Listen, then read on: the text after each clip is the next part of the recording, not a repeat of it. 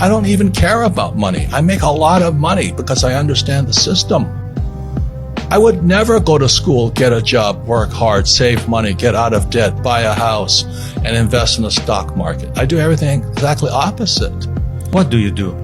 Well, everything is the opposite of what they're teaching you in school. I wouldn't go to school. And what would you do? I would study money. I understand. Yes, because they don't teach money in schools. Correct. Understand that money is debt. If you read my books, because I don't think you have.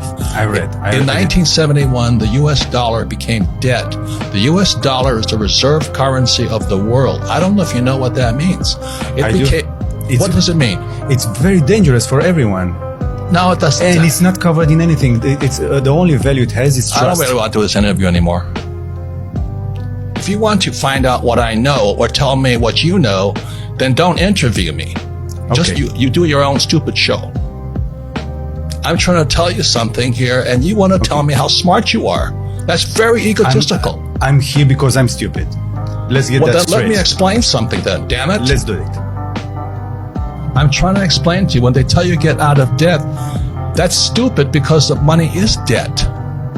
And the only way money gets out of debt is via taxes. So all the people who work for money, you read Rich Dad, Poor Dad, what's lesson number 1? Rich people don't work for money. Correct.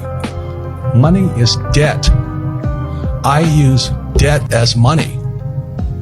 And everybody thinks getting in debt is bad. Well, who told you that?